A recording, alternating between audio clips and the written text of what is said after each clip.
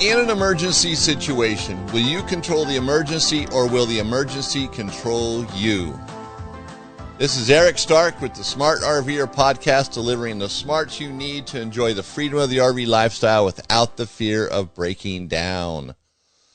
In these unique times we find ourselves in today, prices going up, fuel going up, things changing rapidly, the world's becoming a very ugly place, a lot of problems. Well, among all that, if you own an RV, it's still one of the least expensive ways to travel and take that needed break. We have to get away from the stresses in our life. We have to enjoy the RV, even if it's for weekend trips, one-day trips. Use your RV. Do not let it sit and rot away. That's not what you bought it for. And then you're going to stress yourself out looking at it saying, oh, I never use my RV anymore. Things are too tough. No, use the RV, man. If the budget's a problem, put some money aside. Cut back on other things. But there's always a way to use an RV. Always. Make good use of it. Enjoy it. You need to do it. Everybody needs a break. This world's going crazy. So we need to be able to get away from it, even if it's just for a day. July is coming up quickly. So if you haven't made plans to come to July or to Montana in July, make them now. We want you to come to Montana and visit us. Come by my store, Highway 93 RV, located in Victor, Montana. But while you're here, there's many other things to do. The Bitterroot Valley, where we're at, is jam-packed with activities. There's still snow on the mountains right now, but it's melting away. The roads are opening up, all the passes. It is an awesome place. July is the perfect month, and there is stuff to do from A to Z in Montana. Here in the Bitterroot, there's a million things to do. A million, that's right, a million. There's a lot to do here. So come check out Montana. Come check out the store and meet everybody here. We want to meet you. All right, the RV life, living the RV life. If you own an RV, you're living the RV life, and that's what we think is very cool. It's a great lifestyle to live. But if you're thinking about buying an RV, and this kind of dovetails the episode I did last time, 101, about buying a new RV and avoiding the problems, not getting taken to the cleaners. Well, to help do that would be hiring a professional RV inspector. And there's a place in Texas, the NRVTA, National RV Training Academy, that trains people to become RV inspectors. One of the listeners, Frank, gave me a call, said, hey, you need to talk about this. And he's right, because you can have an RV inspected before you buy it at a dealership. So a brand new RV can be inspected. Now, it might sound crazy. It's a brand new RV. You might be surprised what an RV inspection will find. And these guys spend hours while they're doing it. It's not just a 15-minute thing, an hour thing. It can take hours to inspect an RV properly. Now, it comes with a price tag. I don't recall what his prices were, but his would be different than other inspectors. So if you go to the NRVTA's website, you can find an inspector there. And then you can talk to that person in your area and see what they charge. And there's different levels of inspections too.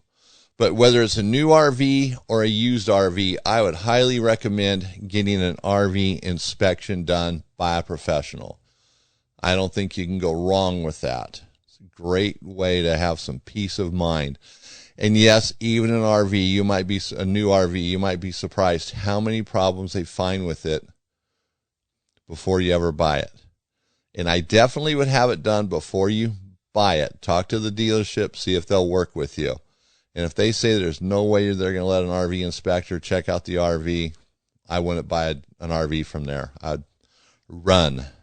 Run with your money. Don't give it to somebody who's not going to work with you. You're the customer. You know, I really think this industry needs to be turned around to become more like the automotive industry, buying a new car. And believe me, buying a new car can be pretty stressful too, you know, because it's just that game. There's a game there, you know, and you still have to question the integrity of the people you're dealing with at a car dealership. But a car is a lot more straightforward than an RV. RV, there's a lot of little things on there that, can be warranty repairs, but it's not the same as a car warranty repair. So keep that in mind. Think about getting an RV inspection done by a professional. The National RV Training Academy, or NRVTA, they got a website. Check it out. Consider that. Now, staying on the road is what we're coming up to now. So we want to keep your RV on the road, and that's the whole point of this section of the podcast. And this is kind of the meat and potatoes of the podcast. And as an introduction, I talked about an emergency situation. Is it going to control you, or will you control it? It's entirely up to you. No matter how bad a situation is, if you let it control you, it'll get worse. It will not go well. And I'm not talking about an emergency situation, or in some cases where it doesn't lead to death or some catastrophic thing. Depending on what you're doing, where you're at, anything could constitute an emergency situation, right? Your water pump fails, you're 100 miles out in the middle of nowhere. That's an emergency situation. You want to get that water pump working. So it's not always life or death, although it could be, but it's just a situation now that needs your attention, needs it quickly, and you need to take care of something. Now, another example of this, an emergency situation. If your RV were to catch on fire in the middle of the night, how much time do you think you have to get yourself and your family out? Do you think you have an hour, half an hour? If your RV is truly on fire, it could be a matter of minutes. I talked to someone just about 2 weeks ago. They had just bought a new RV, and I asked them, what happened to the other one? Because they come in the store and talk to them, a little bit, kind of have a clue what's going on. And they said it caught on fire and it burned down. And I asked them, well, how did that happen? And what they think happened was a rodent or, something chewed through a propane line. And this is also from the fire department. This is what they think. Because they went into the RV, they turned on their refrigerator, and as they were driving away, they look in the rearview mirror, and the refrigerator side of the RV was on fire. So they think somebody, an animal, chewed through the propane line. The refrigerator ignites to, on gas, and eventually enough gas buildup is in there so the refrigerator ignites and catches the RV on fire. And they said it was about 5 minutes before that RV was just fully engulfed in flames.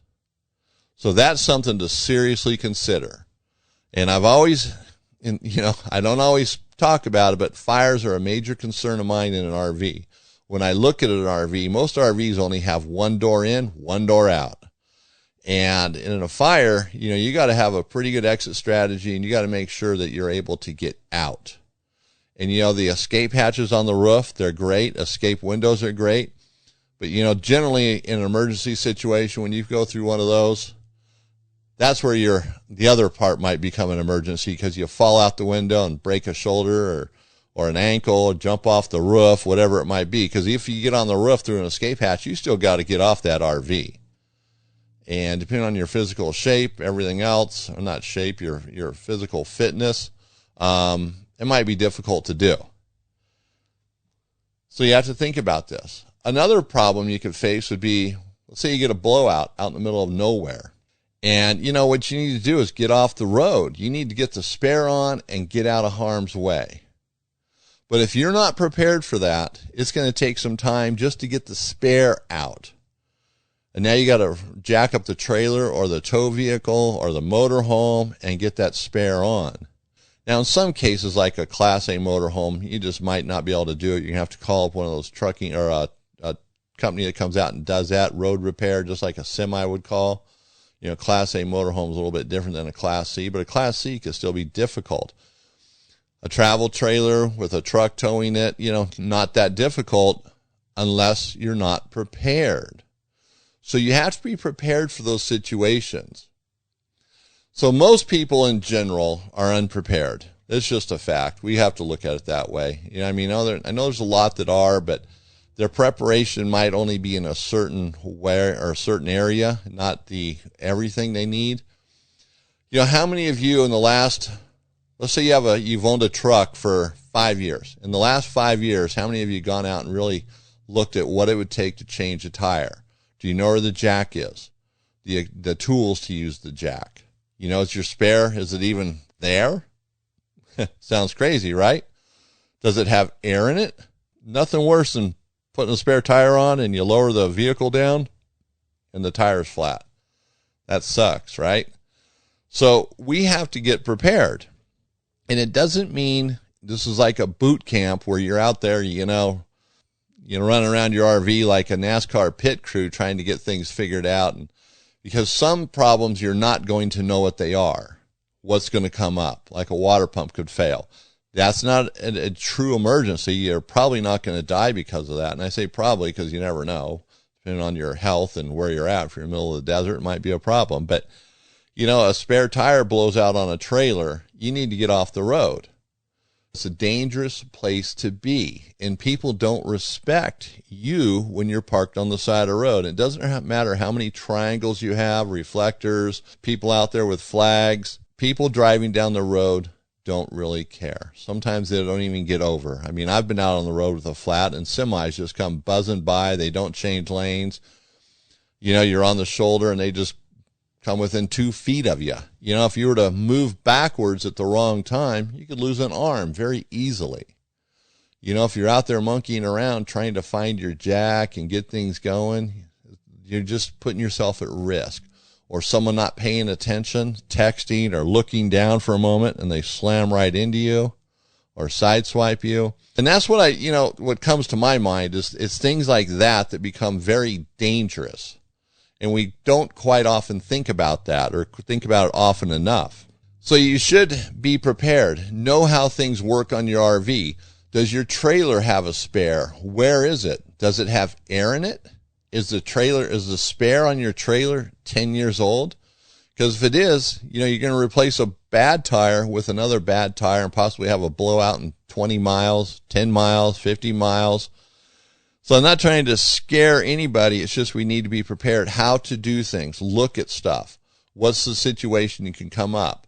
You know, I've talked about the water system in an RV, you know, having some spare parts, but also being familiar with how the parts work and, you know, just being able to do things. And, you know, emergency situations arise. Things break down. Things happen. You know, your refrigerator could stop cooling, you know, and sometimes you can't do anything about that. It's beyond what you can do out in the field. You know, you might have to take it to a service center or have someone come out. But be prepared for that mentally. I mean, there's only so much you can do. You know, there's small things you can do before you go on a trip. You know, clean the burner or the igniter. Make sure that's, you know, the basic things are done. You know, if your tongue jack is getting hard to crank up, maybe it's a manual one, and, you know, it's just really, really stiff. It's just hard to get that trailer up off the ball or back down on it. That tongue jack is probably going to fail. It's on its way out. Something's wrong internally. You can try lubricating it, but don't let it go. See, that's how you prepare for an emergency. Don't let it go. You don't want to be a fireman responding to the fire. You want to be there so the fire doesn't ever start. So a tongue jack, electric or manual, if it starts having problems, take care of it on your terms. Don't let it dictate when it's going to need to be repaired, or out on the road, I should say. You know, taillights, they can quit working at a moment's notice. So when you plug in your RV, make sure they work. And if you're out on a trip and your taillights on the trailer stop working, you should be familiar with where the wiring is, maybe not all of it. And that's really what I'm saying here. You're not going to become an expert in every area of the RV, but having a clue sometimes, you know, like every now and then I kind of will say, I wonder where my jack is for my trailer. It should be right here. And I'll go and double check, you know, make sure the tools are there to take a wheel off on the trailer. I'm not going to assume that everything for my truck will fit on the trailer, because actually it won't. The lug nuts on my truck are bigger than what's on the trailer. And the jack for my truck isn't tall enough. It's not made for a trailer. So I have a bottle jack just for my trailer. I have a breaker bar. I have an extension on it with a socket that fits my lug nuts. And it always stays in the trailer. It never leaves because I don't want to take it out and then forget about it. I go down the road and get a flat, and lo and behold, there's a problem. Yeah, and I'm kind of using a flat tire because it's such a good example, especially if you've ever had one. You understand what a pain they can be. You know, everything about it. There's nothing cool about a flat tire. It could be simple things. It could be just a water leak that now becomes an emergency. You know, maybe in the middle of the night, you know, someone's woken up because they hear this constant dripping noise, and you got a pretty good water leak maybe coming from the toilet. You know, the first inclination is, how do we shut that water off? Can you shut the water off? If you're hooked up to city water someplace at an RV park, sure, no problem. But if it's, you know, if it's you're out dry camping and it's the pressure from the water pump, well, you turn the water pump off. And then then you open up some faucets and relieve the pressure. You get it under control. But if we're not ready for that kind of stuff, if we're not thinking that way, it becomes a major ordeal. And that's where a bad problem becomes worse. And I've been in situations in my life where, you know, my friends, quote unquote, you know, they're trying to help me. And sometimes they're not thinking, and they can make things worse. Gosh, I mean, there's 50 things that come to my mind throughout my life where somebody trying to help me in a panic situation would have made it worse if I didn't keep my head.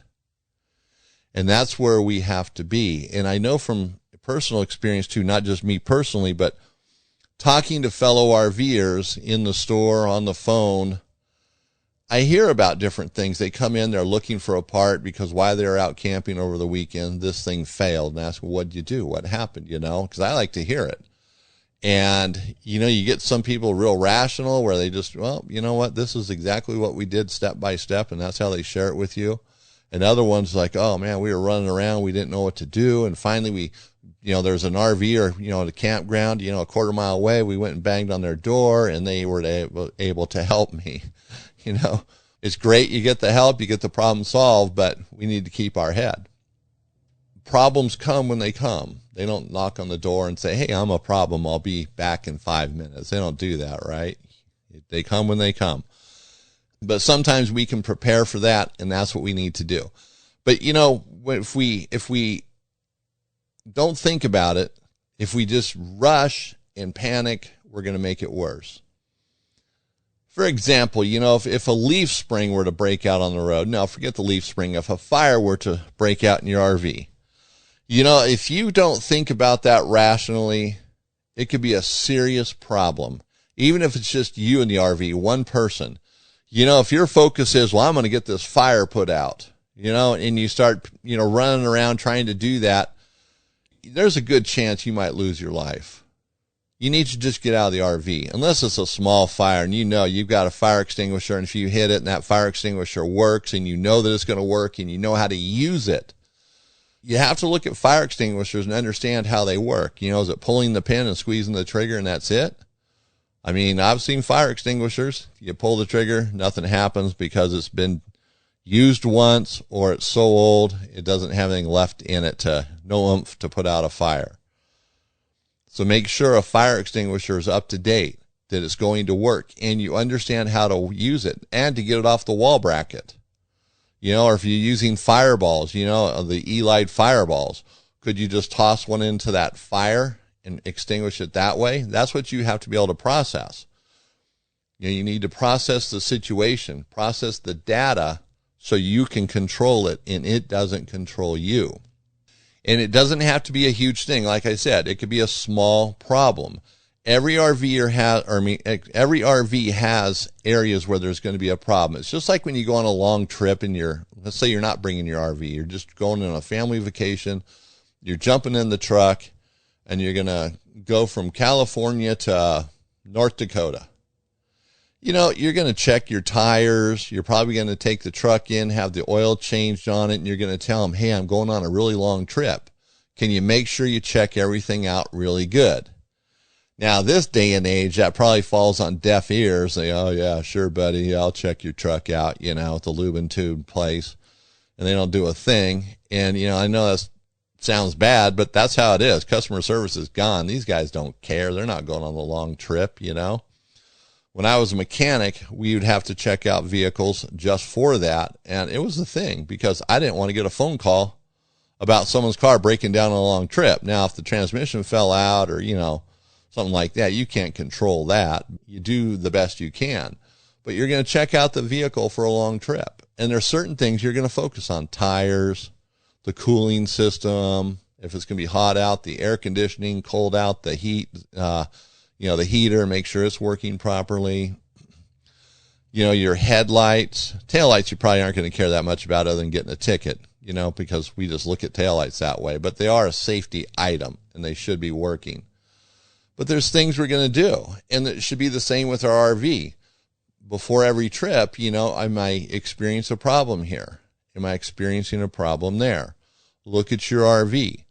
It's so much easier to do this in your driveway, and I've said that before. I mean, I've done episodes not like this, but about maintaining certain things in your RV, you know, like the water system, you know, your holding tanks, you know, are they in good shape? Are your wheel bearings repacked?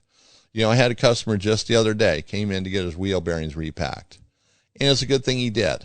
He had the Easy Lube axles, but one of his grease seals was leaking. So, you know, it's just, you're going to repack the wheel bearings and both sides. And one of his grease seals was bad. It was visibly bad.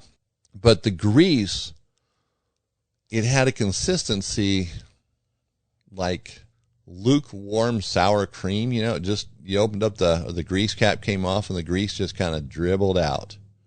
There was a lot of grease in there keeping the wheel bearings lubricated, but it wasn't a good situation because it was all going to leak out the grease seals and possibly leave them stranded.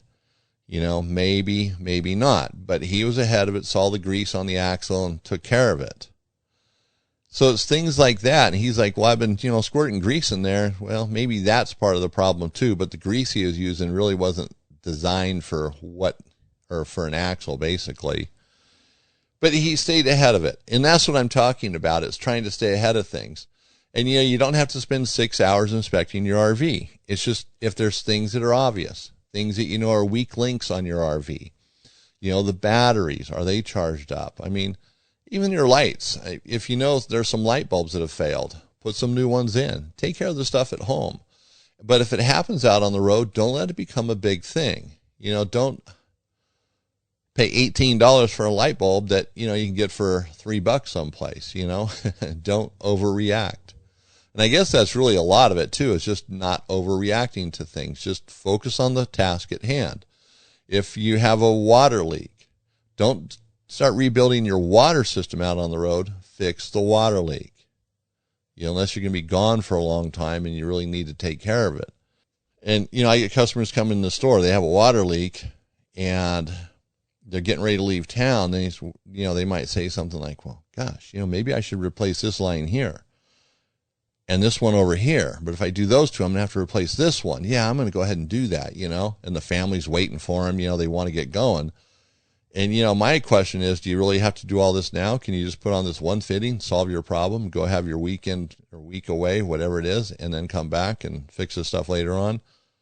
Because if you get into these things, it might lead to more than what you anticipate. And then more panic comes in because your family's waiting. I hope I'm making the point here, probably belaboring the point like I have a habit of doing. Check out your RV. Do not let things turn into something much bigger than it needs to be. Clearance lights quit working. Don't panic. And hopefully you have a meter, a test light, some things to at least start getting the diagnosis done so you can fix it on the road so you don't always have to take it to someone. Or if you do, you have an idea of what it should be. But don't panic. You know, don't be desperate. And don't ever tell an RV technician you're desperate. The price will probably go up. Right? You got to just say, I need to get this fixed. That's it. All right. So hopefully that all makes sense and hopefully it'll benefit you. And as always, I love experiences or things that work for you, things that you've tried, you know, something, a brand of something. Let's say it's a air conditioner, a water pump, tires. Let me know. You can contact me at eric@thesmartrver.com. You can call me 406-961-8688. Or just go to the website and use the contact us page at thesmartrver.com. So I want to hear your stories. I want to hear what's going on out there, what's going on with you guys. There's always something. Everybody has some great input. And you know what? Believe me, if you think your story or your part or your idea is not good, those are the ones I really want to hear, because they generally are. You know, it's that thing about raising your hand to ask a question. You know, there's no dumb question, right? So let me know. Contact me. Let me know what's happening. All right, for our next stop, we're going to be doing some whitewater river rafting. So Alexis is here to answer some questions about this. So Alexis, welcome to the show. Thank you. So if I want to go river rafting or whitewater river rafting, well, wait, what's the difference between river rafting and whitewater river rafting? Well, I guess the main difference would be that whitewater rafting involves a little more rapids in the river. All right. That was an on-the-spot question. So we're going to talk about whitewater river rafting, regardless of what I call it. That's what we're going to be talking about. So that's got the more rapids, a little more exciting, get your heart going, more exhilarating. All right. So if I want to go on a whitewater river rafting trip, what are the things that I would need to know before I schedule this trip? Right. So your best bet is to choose a licensed professional rafting company. You wouldn't want to pick some guy standing by a river, with a raft. It's probably not a good choice. Another tip would be to wear the right clothing for the weather. A lot of people don't do that. You need to wear good clothes for the water temperature, no cotton because that absorbs too much. And then always wear a life jacket. That is provided, of course, at the rafting company that you choose. So you don't have to bring your own. All right. So we want to avoid some schlub on the side of the road with his thumb up saying he's got a raft to rent us. No cowboy boots and blue jeans. And we need to wear a life jacket. Okay. Well, that makes pretty good sense. And these are things that the rafting company would help us out with anyways, right? Mm-hmm, that's right. Okay. Perfect. Now, do you have to be a certain age to go or not be allowed to go? That's a good question because a lot of families do this, but each rafting company can kind of vary in their age rules. So calling before you make plans would be a good thing to do. And knowing, too, how your young ones might react in that sort of situation, whether they've never been or they might have been before, kind of knowing them and gauging whether they can handle this or not would be a good thing to consider. All right, very good. And so the problem with that could be if you're already halfway down the river, quarter way down the river, and your kid's having a bad reaction, it could be pretty hard to undo that, right? Yeah. Okay, so you're committed. So you do want to make sure your kids can handle it, or that you can handle it for that matter. You can't really just jump out and start all over again. Okay, so now here's a question a lot of people probably have, especially those ones that are unfamiliar with this or maybe afraid of water. What happens if you fall out of the raft? Well, the number one thing to do to remember is not panic. The best thing you can do for yourself and everybody else is to stay calm. Flailing around too much could cause you to become stuck underneath something in the river. You don't want to do that. If you can, try to grab the side of the raft if it's still close. But of course, if you can't reach the raft, you're going to want to position your body so you're facing downstream with your arms out, kind of like a T formation. And then you're going to wait till you reach calm waters to try to get to the side, to get to land, and then wait there because they will rescue you. There will be people coming for you, so just stay put. You hope they will be. So you want to keep your feet in front of it. That's I think we see that in every TV show, movie you see. So here's the thing you got to remember. See, if you rented a raft or you're on the rafting trip from the guide who was standing on the side of the road holding a raft that's unlicensed, not professional, and you try to grab the side of the raft, he might just want to hand you a beer, not really realizing what really happened, right? That's right. Okay, so that's why you want a licensed guide. Mm-hmm. Okay, so outside of falling in the river, what are some other risks that you can face doing this? That's a good question. it doesn't happen very often, but when a raft hits a rock, this kind of jolt might throw you into someone, or you might fall into, or they might fall into you, which is why sometimes helmets are a good idea depending on how the rapids are. You can also get hit by stray paddles in the boat, so it's important to secure everything down as much as possible. And then, of course, there are other features of the river, like getting stuck in between rocks, which hopefully your guide can help you and everyone else get out of those situations. But it is something to keep in mind. Right. So a lot of this just goes back to the guide. So if he's not licensed, nothing will be tied down in the raft. Things will be flying everywhere. You'd be hit in the head with paddles. That's right. That'll be a trip to remember. So again, a licensed guide. So now when it comes to paddling, I mean, not the technique so much, but, you know, how should you paddle? I mean, is it hard? Is it easy to do this? No, you can make it easier on yourself. If you hold it in a wide sense, like the top of it, and then you hold kind of down by the paddle, that's how you get the most control and power out of it. You don't have to be a professional paddler to know that.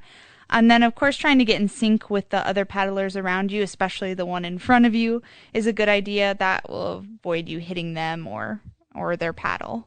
Okay, so even though you have a professional guide, and maybe he has somebody else on the raft, or maybe even two people, depending on how many are in your group, you can't just rely on the guide to do all this. So you're actually a participant in this trip, right? That's right, yes. And so when you're paddling, you have to do it to the best of your ability. Right. Okay, so it's not like one of those TV shows on a tandem bike where someone's just sitting on the back not pedaling, right? Hopefully not. Okay. All right, so now what other things would be good to bring on a trip like this? Mm-hmm. Some other good things to pack along would be a sunscreen and maybe one that's safe for the environment so it doesn't pollute the water around you. Having a small fanny pack or, of course, a backpack to keep your things in would be a good idea. Make sure it's waterproof. Having snacks like protein bars are great. A towel for after the trip. And going along with that, maybe a fresh set of dry clothes. And then, of course, you need to keep hydrated, so having a water bottle would be important. Okay, very good. So even though you're surrounded by water, you still want to have water with you. Mm-hmm. So now from experience, I've done whitewater rafting before, and also other things I've done where you're relying on guides and things, and it seems like not every person working there, if you were to call, is going to give you the same information. So is that why it's important to kind of know this stuff in advance, that they're not going to have food for you, not going to have water? Right. Absolutely. Yeah. Okay. They might not even tell you to bring dry clothes. They just might assume that you would know that, or if you're wearing shorts and shirts, maybe quick drying stuff, but shoes and socks. And so like in the trip, would you recommend like flip-flops or like tennis shoes that you can get wet? It'd probably be good to have tennis shoes, something that will stay on your feet secure. Okay, very good. So that seems pretty straightforward on, the basics of it. I mean, obviously, the more you go, or the rougher the water, the more challenging it's going to be. So your skill set would have to be higher. But there is a cutoff point on skill set, or on the roughness of the water, right, where they just won't allow beginners to go down, or... Right, yes. No, it gets to like Olympic levels. So you have to be pretty much a professional that knows, everything about the sport. So you won't be in danger if you just want to go out on a fun outing. Okay. So you think about that. It's not the end of the world doing this. You're not jumping off a cliff. It's guided. These guys are professionals. And different areas are going to have different types of guides and so forth. So sometimes you can drive up and down the river you want to go on and see the guide shops. And whitewater river rafting, is that just isolated to a couple states, or is it? It's done a lot. I mean, whatever state has a river in it, you can go. So it's all over. Okay. So just about anywhere there's water, you can do this. And of course, in the springtime when the snow is melting, the runoff's going to make the water much more rough. And at the end of summer, the water's going to be pretty mellow. Mm-hmm. So for me, the beginning of summer or springtime is the better time to go. The water's colder, but it's going to be rougher. It's going to be a better adventure. Where if you want to just float down the river, the end of summer might be the time for you if you want to do that. All right. So any other tips for going on a trip like this? I think we've mentioned them, but just again, listening to your guide. They want to keep you safe, and that's the best thing that you can do. And it's treacherous water sometimes, so just keeping safety in mind always is good. All right, that sounds great. So put that on your calendars for one of your next trips to go whitewater river rafting. We'll be talking about some other things in the next coming episodes, or the next episodes that are coming up. Okay, that was awesome. Now, if you need a new slide out fabric, I want to encourage you to go to sunpromfg.com. That's sunpromichaelfrankgeorge.com. Sunpro Manufacturing, MFG.com. We sell slide out awning fabrics. We have a 3-year warranty fabric, a 5-year warranty fabric. We've got a ton of fabric in stock. Now that does change, but we are working hard to keep our inventory up, not just on fabrics in our store. We have an awesome inventory. We've kept it up through this entire pandemic. But if you need a slide out awning fabric, go to sunpromfg.com. And by the way, I am an expert in RV awnings. So if you need help with an RV awning, you can get a hold of me. You can call me or email me, and I can help you with that. Now, RV envy. So this is keeping your RV up. You know, it's the envy of the RV park, right? Okay, maybe it's not. Maybe it's not the best looking, the biggest RV in the RV park, but who cares? It's yours, and you're there and you're enjoying it. There's always going to be something better, man. There's always going to be something bigger, shinier, whatever. So today I just wanted to briefly touch on keeping your RV maintained and looking good. Some RVs, especially the ones with full body paint, you can wash them, wax them, and they look sharp all the time. Then you get into RVs, especially travel trailers that don't have the paint and different qualities of fiberglass and how they look over time. Like my trailer does not look good over time. It's the fiberglass siding has just lost its shine. It's not going to come back, at least not that I know of. I've tried a lot of different things, talked to a lot of different people, and it just seems like a dead-end street. So I don't bother waxing it anymore. I use a wash wax when I clean it. I use a soft scrub brush. Not that I scrub it, but just use it to wash it. That takes a lot of the oxidation off and makes it look a little bit better. But it's beyond that point. But it's not so much as keeping it, super polished. It just so it looks like you take care of it. People understand in the RV world that, RVs fade. Sometimes that exterior maintenance, it's hard to do. It's kind of a chore to do, washing and waxing an RV, keeping it like a car maybe. But, keep it maintained. You want someone to look at your RV and respect it.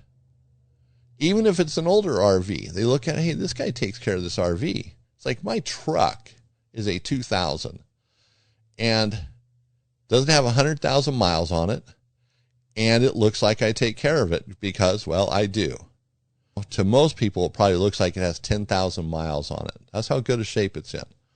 And it's been out four-wheeling, off-roading. It's been through brushes, trees, rocks. It's just the way it is. I take care of it. People respect it when they get in it or around it. They notice how clean it is. And it should be the same way with your RV. You don't want someone to think that you don't care about your RV. And that's where the RV envy comes in. They're going, okay, this guy takes care of his RV.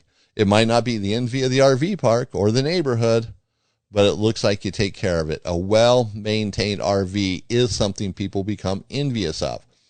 Especially when you're out on a weekend trip or a week trip and you're with some of your friends and their RVs are having problems, things are breaking.